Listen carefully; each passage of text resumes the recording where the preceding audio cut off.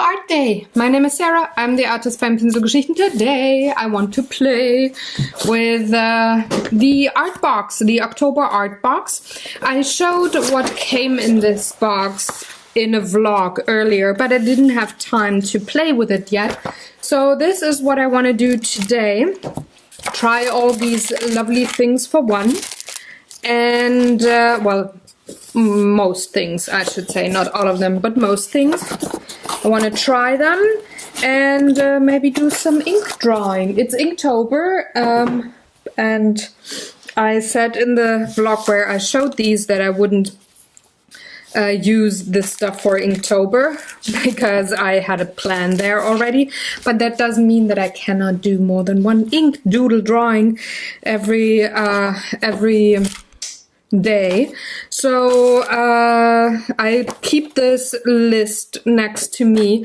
This is a little helper to see what's in the box, and I need to get some scissors because I need to open these packages in a way that you don't cringe when the sound is maybe not so great for your audio. But let's start with the things that are silently opened. These are the papers, the craft paper and the white one. I'm probably not gonna use the craft paper today because I think I want to use those for a package note that comes with a Christmas card. I already filmed it, but it's going to be published later at a time where I don't have time to film Art Day for the next week. This is pretty much the paper or the cardstock that I used for my Christmas cards this year, so I'm going to put these two aside. And I'm going to work on the Hahnemühle 190 grams per square meter A5 papers today. And I'm also gonna work in my sketchbook here. I'm gonna try the nibs and stuff in my sketchbook. And I'm gonna take a new page for that. This was, by the way, in an earlier art box. So, yeah. Let's use that stuff, right? So, first I'm gonna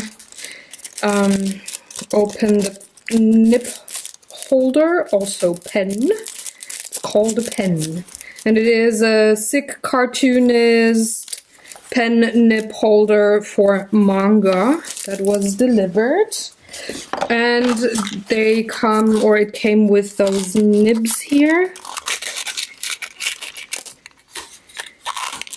Trying to, let's see if I can make it open and close later nicely, because I kind of want to keep this particular set separated from my other nibs, because it says in the description that came with the Inktense with the art box that yeah, you should only use these nibs for this pen holder. So I want to make sure that I don't mix them up with my other nibs that I do have for my other pen or nib holders. Then we do have the Zig Mangaka Flexible that's already unpacked. Then there is this fella here. Come out. And that is the Bimoji Feud pen, and then there's a whole ink bottle here. Kuretake Black Banka ink, that should be black ink 60 Kuretake Zig Cartoonist. Yeah, let me get rid of the plastic bits. There we go. And now that I have unpacked my box, I can try playing and see what these are like. So let's start with the Mangaka Zig Kuretake what's it called, flexible thingamajig, and it feels in my hand like the Wink of Stella from Zig. So I think they have nice partnerships there, and it's the same nib or tip, I should say. This is kind of a brush pen, but not too flexible. It is flexible, but it's kind of like in the middle of a bullet tip and a brush tip. Can definitely control with the pressure.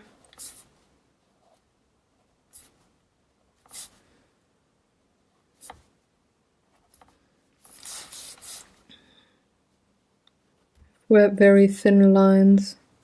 Yeah. All right.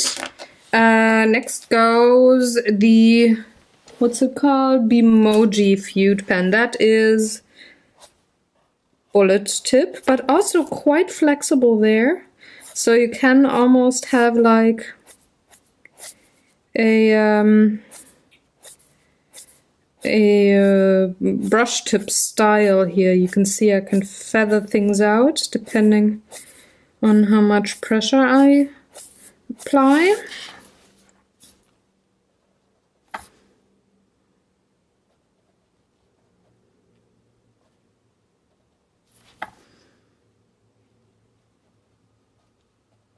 And it sits nicely in my hand. It has a nice size of barrel here, and this anti-slippery kind of a rubbery part where you hold your pen. Yeah, that's a nice one, I like. And now I have to get a paper. A paper towel, I mean, because now I would work with the Kuretake ink. Do I need to shake it before opening? Blah blah blah. Do not mix with any other inks. Okay, smudge proof with alcohol markers. Ooh, water-based pigment. So this is a nice fun one if I wanna work with my alcohol markers on something. Okay, that's cool. Let's try the first nib. It's in there easily. That's actually something I could, so this is a nice, from my point of view, this is a nice shot for my vlog. Let me, a part of ArtDay is also that I'm filming for my vlog. So let's bring in my other camera, hoping that I can film it with the reflection that I see from my angle. Yeah, guys, I know. That's life. You gotta give me a shot, so let's do it a slow-mo maybe. Ooh. But okay. This ink, how long can I drag it with this particular nib? Whoa, it keeps going. All right, that's not bad. Okay, and vlog shot already done. Yeah, definitely get behind the scenes here too. Well, anyway, I do like this nib. This is what these kind of nibs, this is the thin ones here.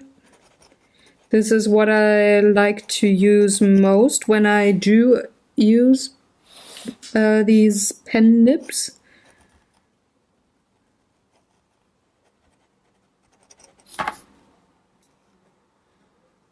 Yeah, okay.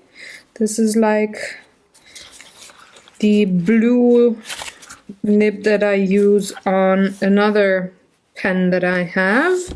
All right, let's put that to the side. Test the other two.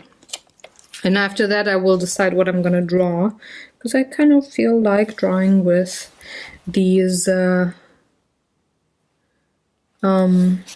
supplies today. So this is the medium white looking nib here. What are you doing? Oh, you're even thinner. Okay, but you can see, you can load up your ink on this nib and it keeps going and going and going. All right, there we lost it.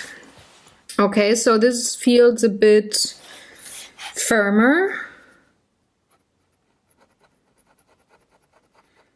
but you can very well cross hatch nicely with this one, I'd say. They all do not go through standard paper. Well, they kind of are, if you really can see here. Goes through a bit, but that's fine. I mean, this is just a sketchbook, so I totally do not care.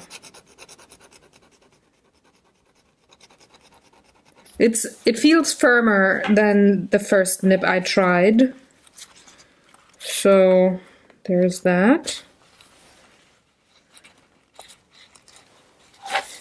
And then the smallest one, that's a round one. Okay, so how do you, oh, you go on this part. Nice. Okay, see, it goes in like this. The others were on the outer ring. Okay, see what you are doing. Oh, you are very firm nib.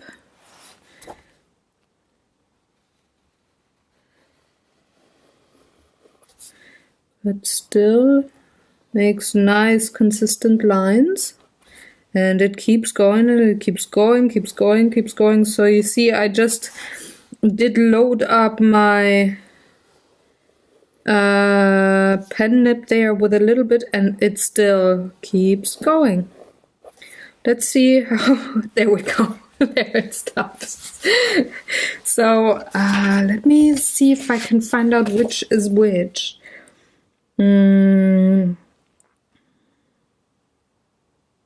okay, the first one that I tried is the G nib. The second one is the school pen, and now I'm having the Maru pen, I'd say. I really like this one.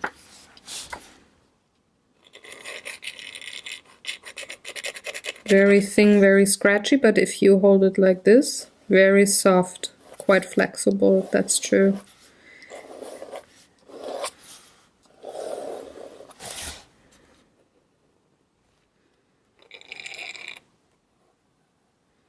You can really just dip it in once and keep inking and inking and inking. That's nice. So, all right, I tested it on in my sketchbook, and now I want to see how it behaves on that one paper, because I buy Hahnemühle paper pretty much exclusively for my watercolors, and I also once in a while buy a mixed media pad. I like the bamboo pad, it's quite fibery.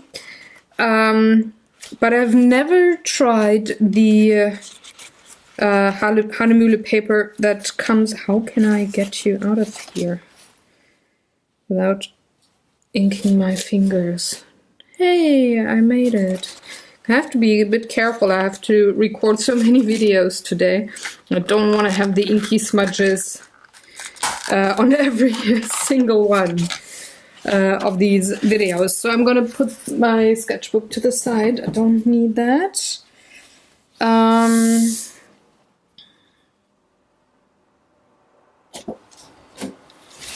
So I never tried this Hahnemühle 190 grams sketching paper. I just used their watercolor paper so far. So let's see, let me line up for the recording. And then I have to think, what do I want to draw? What do I want to ink? What do I want to try And do I want a pencil sketch underneath? And I think that question I can answer with yes right away, because I also got delivery late last week from Japan for a couple of colored graphite pencils, and I really liked it. I got this one, this Pilot light blue one. I had that one for, it came with another art box, and I just wanted to rebuy these LEDs, but it's actually cheaper to buy the whole set, so I did, and now I have other colors too, and I can try to open this now and see if I'm clever enough to figure this out. Are you shitting me? Oh, it's just with force. Okay. Because I need one of these blue LEDs. I want to have them... Ah! Come to mama. I want to start with a pencil sketch and then ink. And I just... because this one's almost done. Oh no, that's a new one. Ooh, still have pencil, alright. I thought I already had a little left, but obviously not, so I'm going to use the lead that was still in the pencil first. What do I want to sketch? Let's see. Let me think. It's autumn, so I should maybe sketch something seasonal.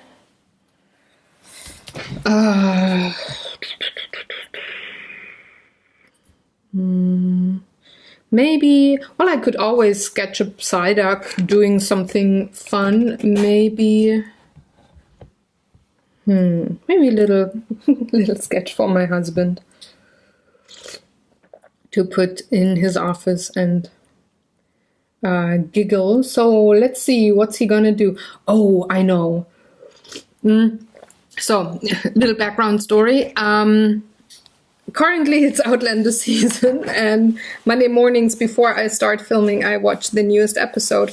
And Outlander, of course, plays in Scotland for a long, long time. So maybe I just put Psyduck in a Scottish outfit. Psyduck with a kilt. Totally the winner. Okay, let's get sketching.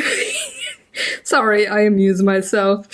So let's start with the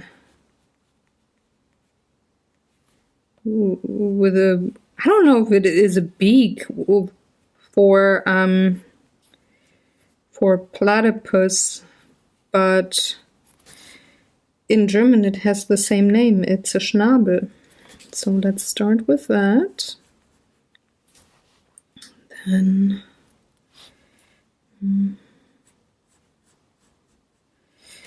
I'm using just a very light touch here, and then have let's start with the head then.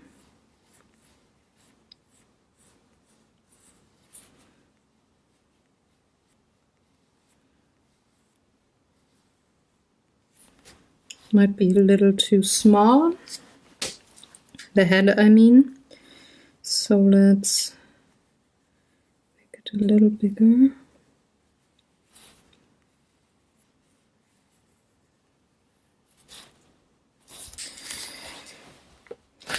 Monday morning first sketch. They are always awful, but I do have an eraser and I'm gonna use it because I can.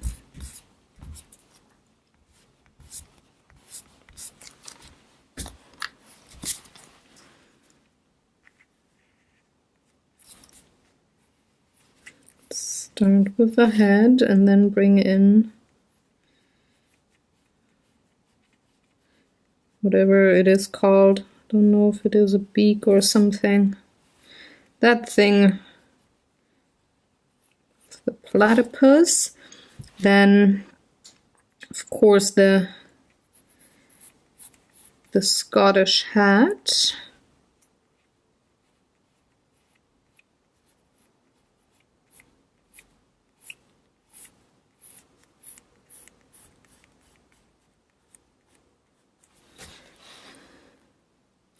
And his eyes. Start with this one.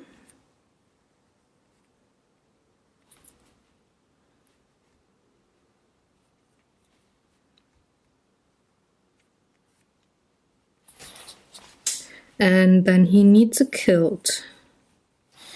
So let's start with the forms that Psyduck does have normally. So that would be, and then I'm gonna dress him up with a kilt pretty much. Be something like this.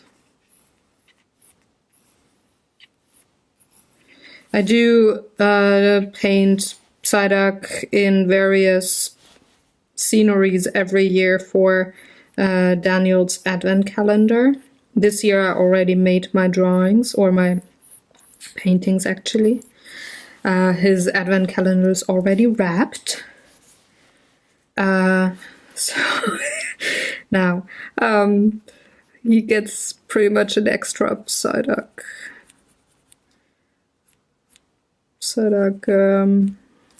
painting, or drawing actually. So this would be the plaid that goes over the shoulder.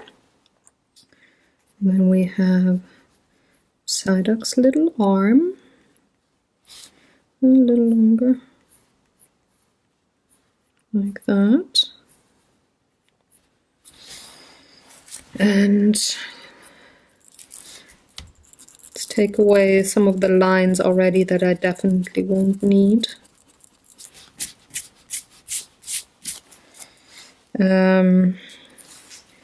Then, of course, the kilt. I'm having a party here. Oh, gosh. I'm so easily amused by myself. This is horrible. But, well, it's me, guys. It's, yeah. I can't help it. I'm just a goofy lady, at least when it comes to Psyduck.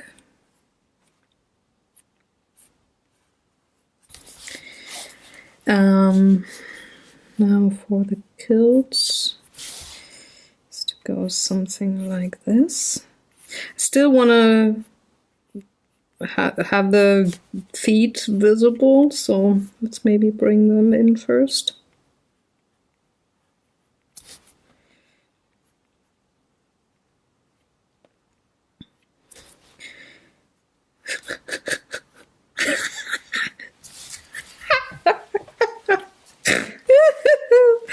Oh, this is the greatest. Oh gosh. All right. Now I need sorry guys. Not a lot of explaining here, but not a giggling thing. So I'm getting rid of the lines that I don't need for Psyduck's body in the kilted area. But I need a line here. Maybe I have the plaid a bit wider, just to not have him look too round. I mean, he's round, yes, it's Psyduck's, but he doesn't need to be rounder than he actually is. All right. I mean, yeah, I'm sorry. I'm such a goof. Now, I have to think. First, I want to. I don't want to draw in, or do I? Maybe. The kilt, of course. The tartan. I maybe want to have a bit of a pattern here already in there.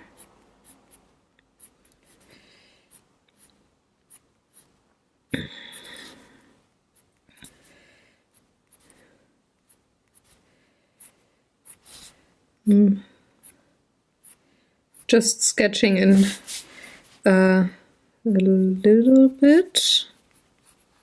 I try to keep the roundness of the body also for the kilt here.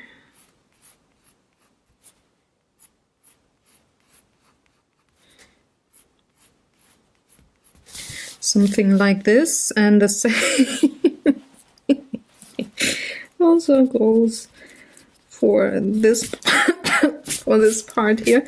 I'm also thinking maybe I bring in a bit of Inktense pencils. I'm not sure yet. Let's see.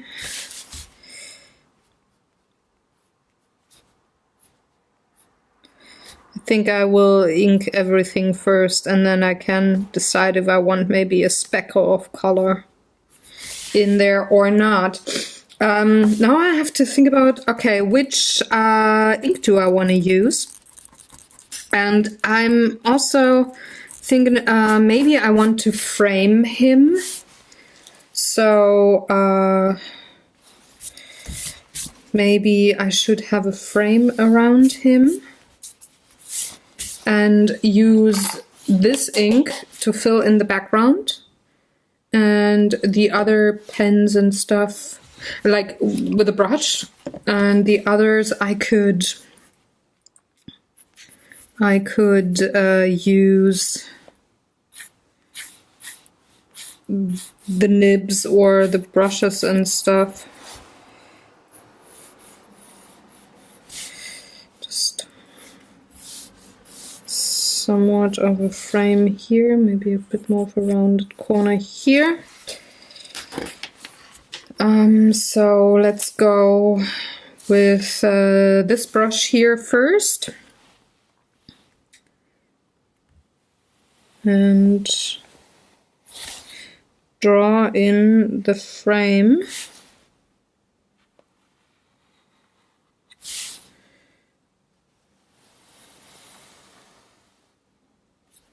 There we go. I really like this one to sketch parts, so I'm going to use that to outline Psyduck here.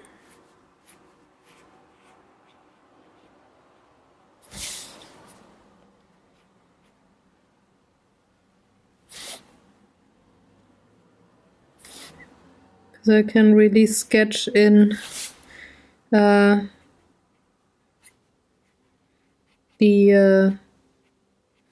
fabric here, and have neat lines when I work on Psyduck himself, like so.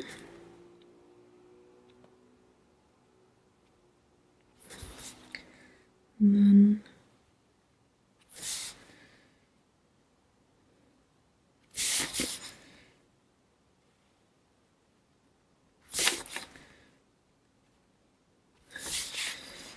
then his arm.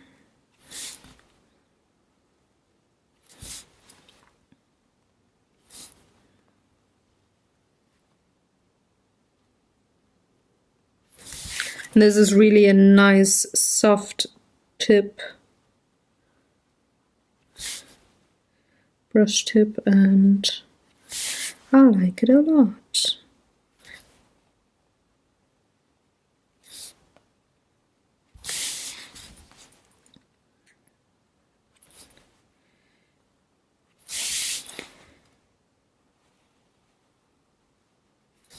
So I'm drawing everything in but the tartan pattern.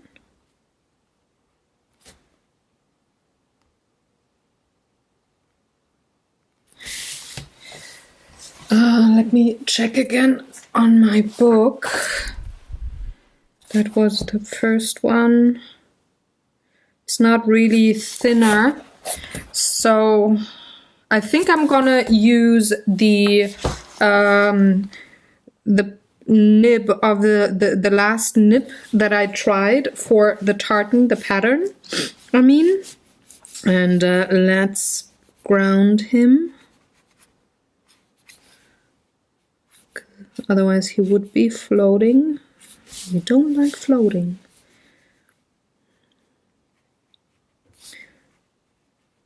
Few squiggles here and there. Maybe a few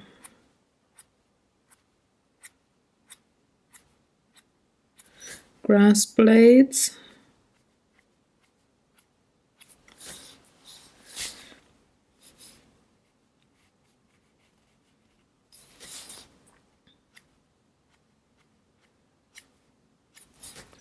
You could have a little flower here. You can really get some fine detail with this. All right, now I'm gonna move on to the very fine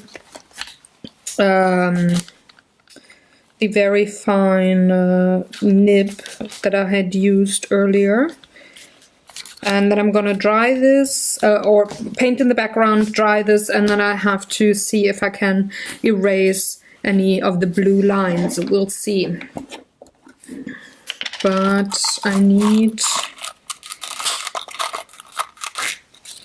the round one, this one.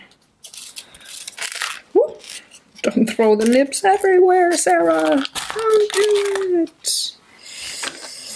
There we go. Putting this in. Having another sip of tea.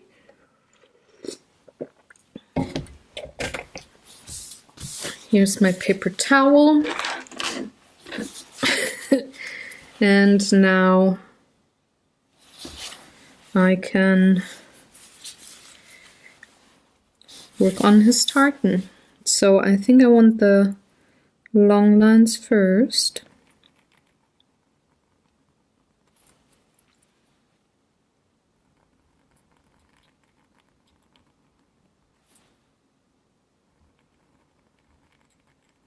The paper takes the ink really well, so I might have to make a note that this would be some nice sketching paper. I mean, I do have tons of I have a couple of sketchbooks with still quite a few pages left to fill, so I'm not in the need to buy sketch paper now.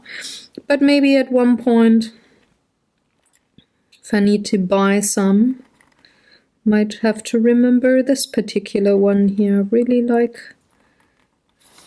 how it works with the ink. I think the one sketchbook or the one paper pad that I would buy next is toned paper if I run out of my grey cardstock and my brown craft drawing paper. So might have to look into the toned papers. I think Strathmore has a really good sketchbook there that a lot of artists use. At least I saw quite a couple of them work with that particular toned paper pad, and it has kind of like a grayish touch instead of a brown paper color touch. So maybe I try that one. But first I can use all of my cardstock and papers. I think I'm gonna be good for a couple of weeks still. So let's paint in this pattern.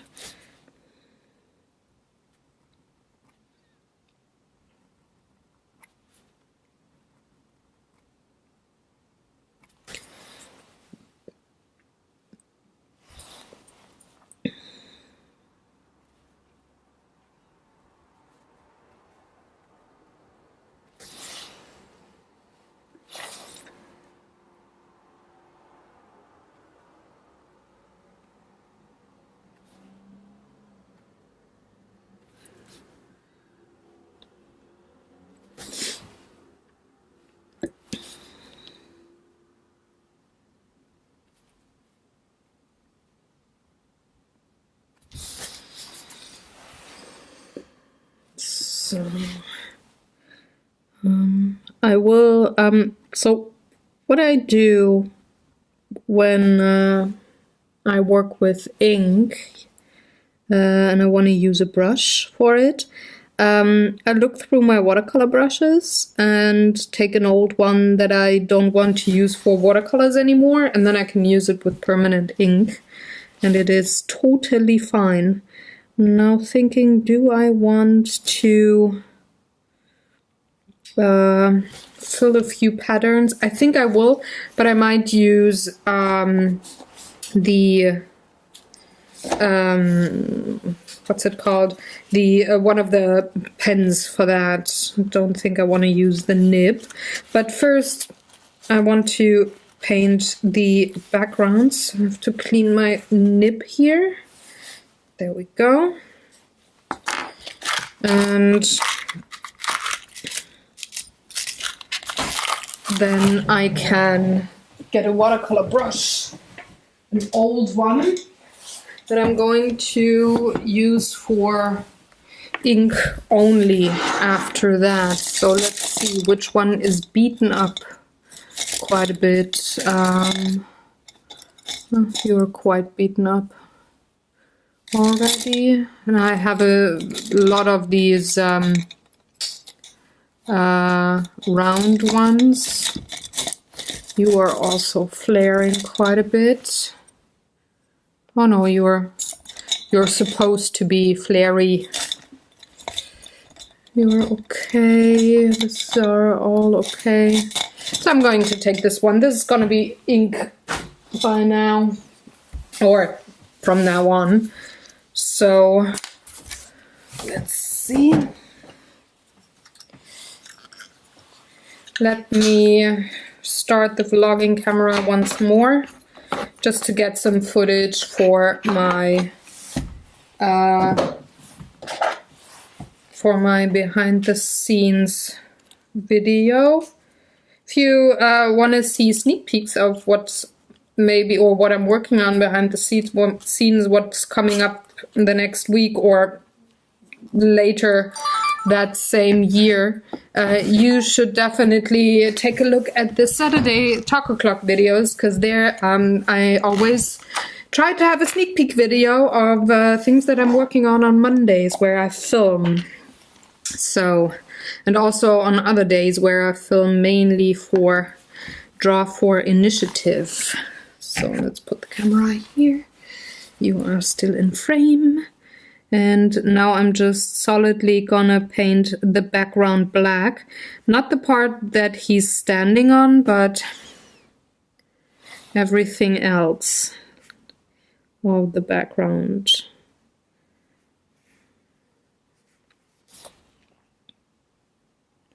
Let's see if this is gonna be a blotchy ink or not. But I suspect, or I think, since this is a manga ink, it's probably be, it will probably have quite the nice coverage that I just have to go over this background once. And everything is solid.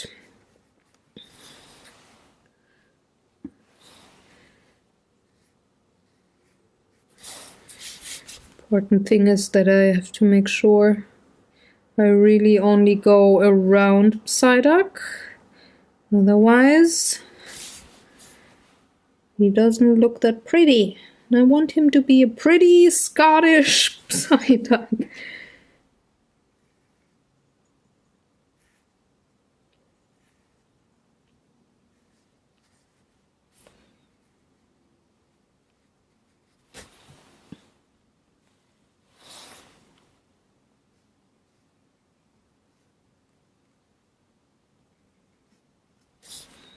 What I like to do when I have ink paintings is that I like to water them down. Sometimes have a grayscale, but I think I'm not gonna do that here today. But there's some watercolor paintings where I do have a little bit of a grayish ink on top just to have shading and stuff. Look really nice. For example, there's a Draw for Initiative video, the first one actually that we ever did, where I used that technique. It's the Bloody Inn. It's on this channel, it's in the respective playlist, and there you can see I'm watercoloring, and then I'm putting watered down black ink on top, and it makes for, it was a sepia ink, so it had a brownish tone instead of a blue tone as other black inks do have, and there it felt like something old, something antique. So I like to do that sometimes when I want to have maybe either a bit of a creepy feel, so for Halloween or ghostly things. But there actually I do prefer the bluish black ink. But if I go for antique, I want to have a sepia ink, so a brownish black ink, and having that watered down you can get the greatest shades, and good thing is it is permanent once it dries. At least the inks that I'm using, they are. So that is always a lot of fun. Am I still in frame? Yes, I am. I realized on the last Art Day videos that I'm sometimes not in frame. I'm sorry for that. I really, I'm trying to think about, or I'm actually in my mind, I'm thinking about, okay, how can I remedy that? Do I want to have markers on my table, like little post-its that show me where my frame is, my camera frame? But then again, I need to have it mobile because I'm working on different sized things every week. So let's see, there's a few bits that I didn't get, but other than that, not too shabby. So let me quickly dry this off and see if I need to have a second layer or if it actually dries back smoothly. And I find out that it definitely needs a second layer. It's quite streaky here. Don't know if you can see that on camera, but it definitely is in real life. So I'm gonna go over a few things again to really have it nice and black. It's a pigment ink, it says, so they actually need a little longer to look really well. When you use pigment ink for stamping, they move to the right spot and have an even finish. But while you are stamping, they look really blotchy. So I hope that it is the same thing here with this particular pigment ink.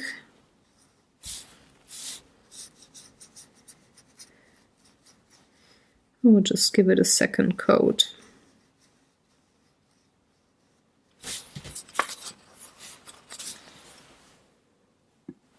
Might also be the paper that things are sitting maybe a bit more blotchy on this paper when you're painting on it. But I don't mind, it's fine. Just gonna have a second layer on top.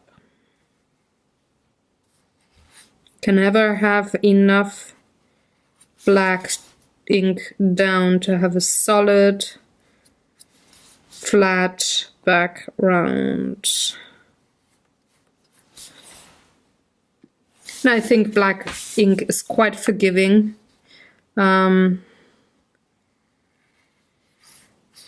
I find that other ink colors are a bit more difficult, especially, of course, the purples and the reds. So the cold red, the magenta or pink or whatever you want to call it. They're a bit less forgiving when you want to paint something solid, like I do here. But even they do work. One more bit over here.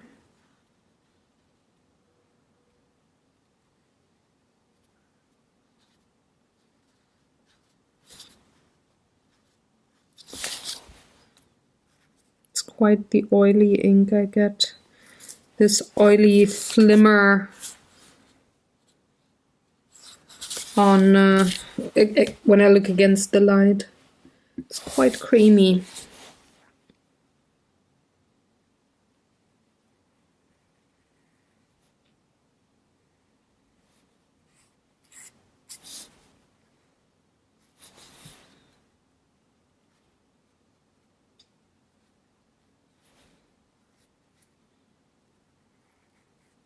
But that doesn't mean that it doesn't run everywhere. There's other inks that, particularly on watercolor paper, they want to run everywhere, even if you don't want them to. A little more here.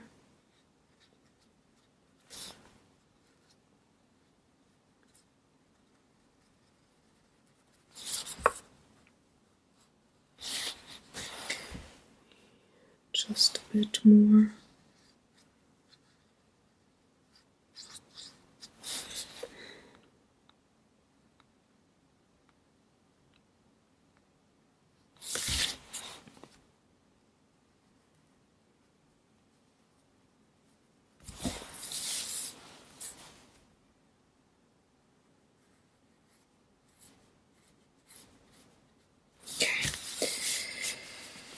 I'm gonna dry this off again, and if I'm happy with the background, I will quickly go and rinse out my brush all in one go, and I will cut to post that. So, and also there, so first I'm gonna get rid of that smudgy budgie.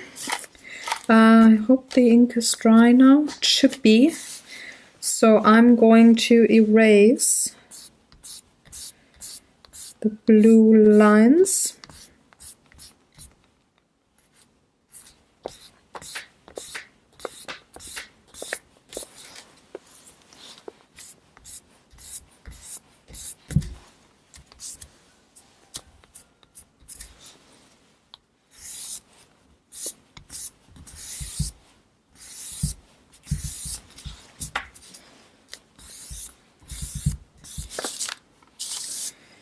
Also down here.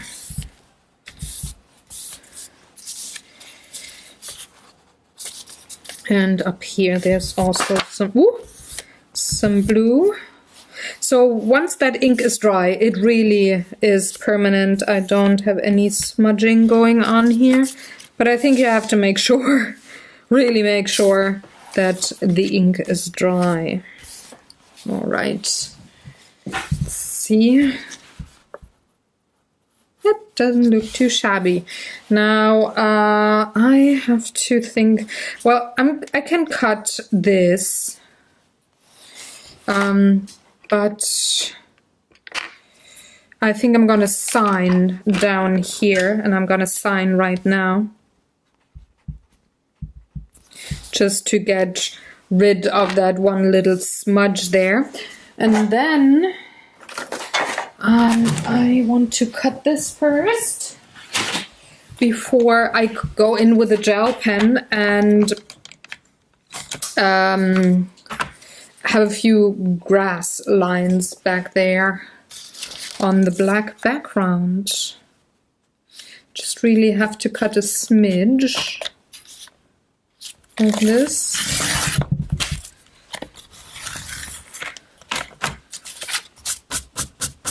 I need to sharpen my blade on this very soon to make a mental note. Put that away.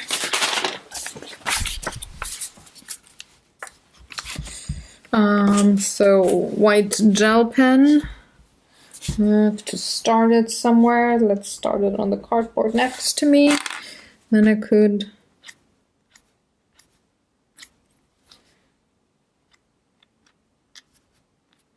bring in a few grass blades.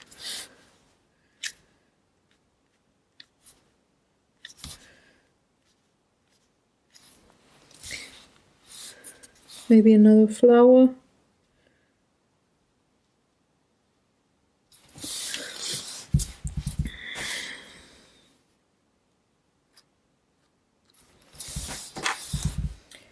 And then I could decide if I wanted to have one color, but I think I'm just gonna keep it black and white. And I'm gonna finish the video now. I think this is a very cool art box if you don't have a lot of ink supplies, or you can never have enough ink supplies. But yeah, it's it's October. I mean, I really love it. I will definitely make a mental note for that sketching paper of Hanemühle. And if you're curious about the art box and want to take a look, it's available. I think it is only Germany, Switzerland, Austria, and you can look it up. There's a link in the description box below. I'm gonna finish this video now, and then I'm gonna go downstairs to my husband and give him his little tiny gift. Yeah, I'm gonna leave you for now. I hope you enjoyed watching along. If you have any questions or comments, please leave them in the comment section below. The link to the blog post where all of these are, all of the supplies and or the whole art box, actually, it's going to be listed there if you want to look for certain supplies here. And yeah, have fun, have a good day. If you liked it, give it a thumbs up, and I'm gonna see you next week. If you're new, you could hit that subscribe button and the bell button next to it so that you're notified whenever I release a new video. Have a wonderful day. Bye bye, folks.